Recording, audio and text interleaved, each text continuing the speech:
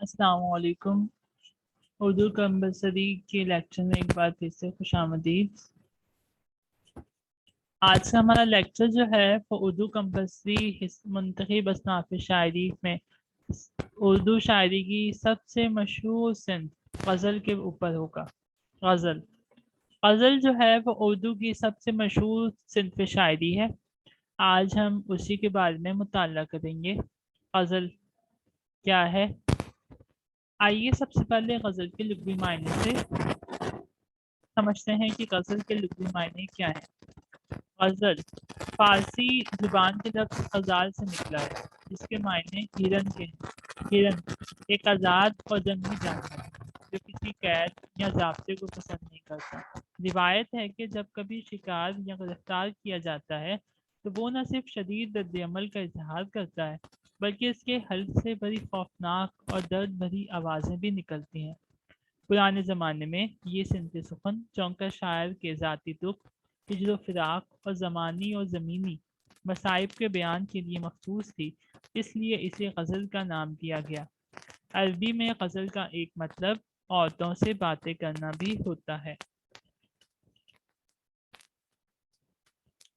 اگر غزل کے اصطلاحی مفہوم کی بات کی جائے تو ادبی اسلام میں غزل نظم کی وہ صنف سخن ہے جس میں عشق و محبت، حسن و جمال، گل و بلبل کے تذکرے، محبوب کے خد و خال کی تعریف، اس کے جور و ستم، ہجر و فراق کی طرف، قلب و اضطراب اور محبوب کے وصال کی آرزو، جنون و عشرت، خزاں بہار، یاس و امید، شادی و غم کا ذکر ہو۔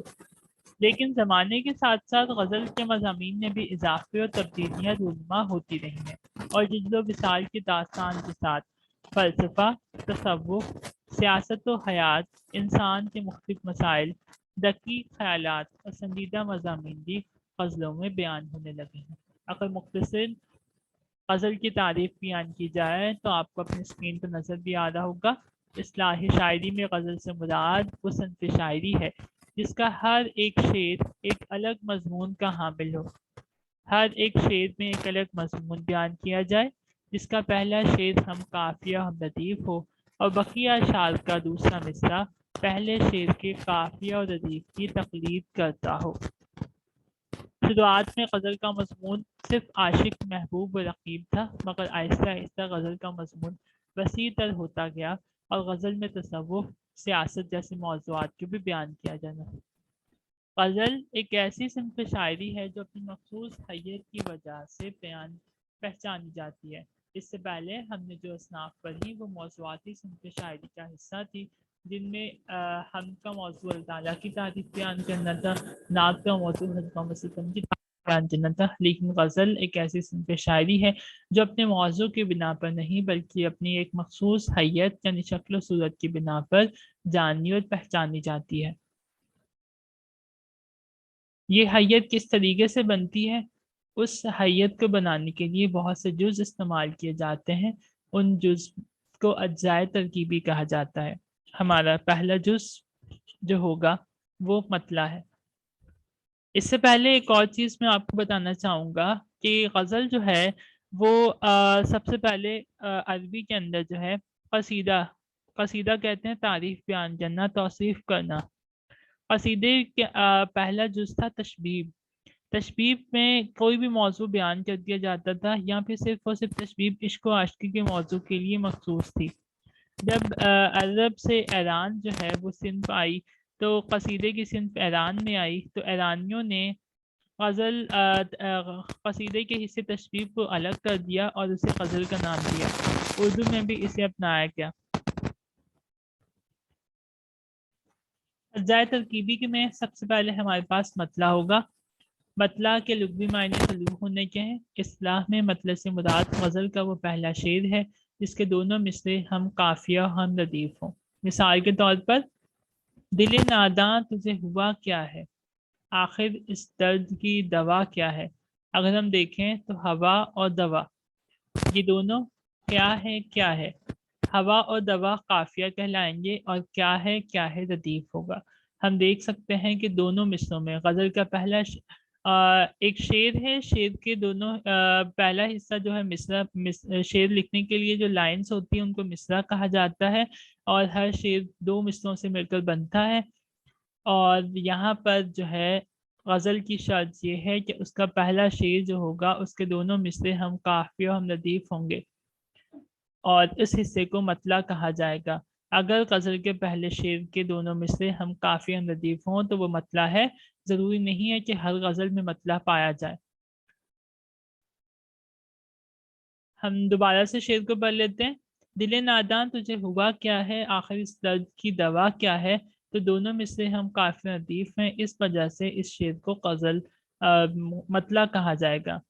ایک غزل کے اندر دوسرا شعر بھی تیسرا شعر بھی ہم قافیہ ردیف ہو سکتا ہے۔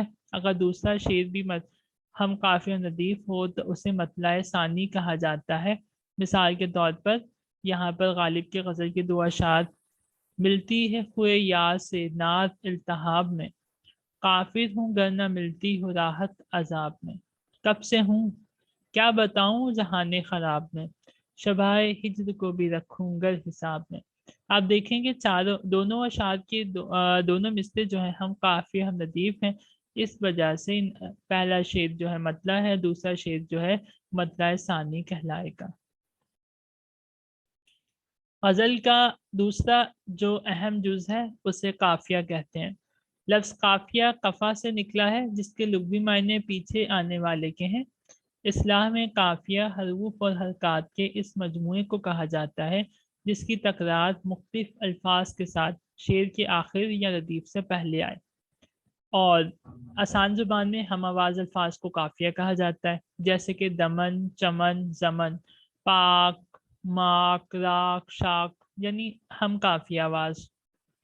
مثال کے طور پر میر تقی میر کی یہ غزل کا ہستی اپنی حباب کی سی ہے، یہ نمائش سراب کی سی ہے۔ اب آپ دیکھ سکتے ہیں کہ حباب اور سراب یہاں پہ قافیہ ہیں۔ اگر میں اوپر والے اشعار کی بات کروں تو پہلے شعر میں ہوا اور دوا جو ہیں وہ قافیہ تھے، پھر یہاں پر التہاب، عذاب، خراب، حساب، یہ چاروں الفاظ جو ہیں وہ قافیہ کہلائیں گے کیونکہ چاروں کی آواز جو ہے وہ ایک جیسی ہے۔ تیسرا جو اہم جز ہے غزل کا اسے ردیف کہا جاتا ہے۔ ردیف کے لغوی معنی گھڑ سوار کے پیچھے بیٹھنے والے کے ہوتے ہیں۔ اصطلاح میں ردیف سے مراد ایسے الفاظ جو شعر میں قافیہ کے بعد آئیں اور بالکل یکساں ہوں۔ غزل میں ردیف کا ہونا شرط نہیں ہے، جس غزل میں ردیف ہو غزل مردف، اور جس غزل میں ردیف استعمال نہ ہو اس غزل کو غیر مردف غزل کہتے ہیں۔ مثال کے طور پر جیسے میں نے شعر پڑھا تھا، ہستی اپنی حباب کی سی ہے، یہ نمائش سراب کی سی ہے، تو یہاں پر آپ دیکھ سکتے ہیں قافیہ کے بعد کی سی ہے سیم ہے، تو یہ جو ہے سی ہے ردیف ہے۔ اس کے بعد غزل کا آخری جو جز ہے اسے مقطع کہا جاتا ہے۔ مقطع کے لغوی معنی ہوتے ہیں قطع کرنا۔ اصطلاح میں غزل کا وہ آخری شعر جس میں شاعر اپنا تخلص استعمال کرے۔ تخلص سے مراد شاعر کا وہ مخصوص نام ہوتا ہے جو کہ اپنی شاعری کے لیے شاعری میں صرف وہ استعمال کرتا ہے۔ اگر غزل کے آخری شعر میں شاعر اپنا تخلص استعمال کرے تو غزل کا وہ شعر مقطع کہلائے گا۔ مثال کے طور پر غالب کی غزل ہے، ہم نے مانا کہ کچھ نہیں غالب، مفت ہاتھ آئے تو برا کیا ہے۔ اب یہاں پر غالب صاحب پہلے مصرے میں اپنا نام استعمال کر رہے ہیں، ان کا تخلص تھا غالب، ان کا پورا نام مرزا اسد اللہ خان تھا اور غالب ان کا تخلص تھا جو وہ اپنی شاعری میں استعمال کرتے تھے، تو غالب جو ہے اس وجہ سے اس غزل کا یہ جو شعر ہے وہ مقطع کہلائے گا۔ مقطع کی کوئی شرط نہیں ہے کہ وہ پہلے مصرے میں ہی آنا چاہیے، دوسرے مصرے کے اندر بھی مقطع کا استعمال کیا جا سکتا ہے۔ ہم جب فیض احمد فیض کی غزل پڑھیں گے تو اس میں ہماری مثال جو ہے ملاحظہ کر سکتے ہیں۔ اب اگر غزل کی خصوصیات کی بات کی جائے کہ غزل کی خصوصیات کیا ہیں، تو پہلی خاصیت جو غزل کی ہے، غزل میں سوز و گداز اور تاثیر ہوتی ہے۔ اب وہ سوز و گداز اور تاثیر کیسے پائی جاتی ہے؟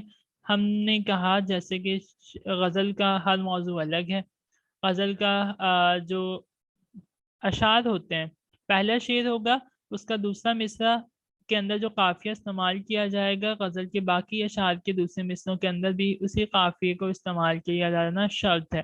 تو قافیوں کا ایک جیسا استعمال جو ہے وہ ایک تاثیر پیدا کرتا ہے، ایک ترنم پیدا کرتا ہے غزل کے اندر. غزل کا ہر شعر معنوی لحاظ سے مکمل ہوتا ہے، اس کا دوسرے شعر سے معنوی ربط نہیں ہوتا. ایسا بہت کم ہوتا ہے کہ مسلسل غزل لکھی جائے، ورنہ غزل غیر مسلسل ہی ہوتی ہے، اور اسی کا نام غزل ہے جو غیر مسلسل ہو، یعنی ہر شعر کا ایک الگ مضمون ہو. غزل کے ایک شعر یعنی 2 مصروں میں کسی وسیع مضمون کو بیان کرنا آسان نہیں ہوتا. اس کے لیے شاعر مختلف تراکیب اختیار کرتے ہیں. اس کا ایک طریقہ یہ ہے کہ بات کے کسی حصے کو حذف کر دیا جاتا ہے، اس کی جانب اشارہ کر دیا جاتا ہے. مثال کے طور پر، دیا ہے دل اگر اس کو بشر ہے کیا کہیے، ہوا رقیب تو ہو نامہ بر ہے کیا کہیے. یہ مرزا غالب کی غزل ہے. غزل میں علم بیان و بدیع کی مختلف اصطلاحات کا استعمال اسے پراثر و پسندیدہ بنا دیتا ہے. غزل سماجی رویوں کی تربیت گاہ اور انسانی جذبوں کی پناہ گاہ ہے. غزل میں قافیہ اور ردیف کا استعمال اس میں ترنم اور خوبصورتی پیدا کرتا ہے. غزل کے موضوعات، اگر ہم غزل کے موضوعات کی بات کریں تو غزل میں کن موضوع کے اوپر بات کی جاتی ہے، تو بہت سے موضوعات ہیں. غزل کا سب سے اہم جو موضوع ہے وہ موضوع ہے عشق. اس میں عاشق اپنے جذبات اور احساسات کا بیان کرتا ہے. اس میں معاملات عشق کے ساتھ ہجر و فراق کی کیفیات بیان کی جاتی ہیں. مثال کے طور پر میر کا ایک شعر ہے، یاد اس کی اتنی خوب نہیں میر بازا، نادان پھر وہ جی سے بھلایا نہ جائے گا. ایک اور شاعر ہے بہادر شاہ ظفر، آپ نے آخری بادشاہ مغل بادشاہ بہادر شاہ ظفر کا نام سنا ہوگا. ان کا ایک شعر ہے، بات کوئی مجھے مشکل کبھی ایسی تو نہ تھی، بات کرنی مجھے مشکل کبھی ایسی تو نہ تھی، جیسی اب ہے تیری محفل کبھی ایسی تو نہ تھی. اپنے محبوب سے شکوہ کر رہے ہیں وہ. اچھا، غزل کا ایک سب سے اہم موضوع جو ہے وہ عشق مجازی کا بیان بھی ہوتا ہے. عشق مجازی تو بیان ہوتا ہی ہوتا ہے، عشق حقیقی کی طرف بھی تصوف بھی جو ہے غزل میں بیان کیا جاتا ہے. مثال کے طور پر خواجہ میر درد کہتے ہیں، آرزو سما کہاں تیری وسعت کو پا سکے، میرا ہی دل ہے وہ کہ جہاں تو سما سکے. اللہ تعالیٰ سے مخاطب ہو رہی ہیں. اقبال کا ایک شعر ہے، عشق بھی ہو حجاب میں حسن بھی ہو حجاب میں، یا تو خود آشکار ہو یا مجھے آشکار کر. یہ بھی اللہ تعالیٰ کی طرف اشارہ کیا جا رہا ہے. ڈاکٹر انور صابر اپنے تصنیف پاکستان میں اردو غزل میں کا ارتقاء میں رقم دراز کرتے ہیں کہ آج کل محض غزل ہونے کے علاوہ ایک نقطہ نظر، ایک انداز فکر، ایک اصول تحقیق، ایک اصول تخلیص اور ایک سلیقہ اظہار کی نمائندہ صنف ہے. یعنی اس کے اندر بہت سے موضوعات جو ہیں وہ بیان کیے جاتے ہیں. فراق گولک پوری نے غزل کے 3 روایتی موضوعات بیان کیے ہیں. پہلا ہے معرفت و تصوف، حیات و کائنات و اخلاقیات پر فلسفیانہ طور پر حکم لگانا عشق مجازی. ان 3 حصوں کے درمیان کی واضح حد بندی قائم نہیں ہو سکی کیونکہ موضوعات کا پیوند ایک دوسرے کے ساتھ بہت گہرا ہوتا ہے. غزل کی ایک خاص زبان ہے جسے کہ تغزل کہا جاتا ہے، اور اسی تغزل کی زبان کے اندر شاعر ہر قسم کا موضوع جو ہے وہ بہت ہی خوبصورتی کے ساتھ بیان کرتا ہوا چلا جاتا ہے. مثال کے طور پر ایک غزل کا شعر ہے، مفلسی سب بہار کھوتی ہے، مفلسی سب بہار کھوتی ہے، مرد کا اعتبار کھوتی ہے.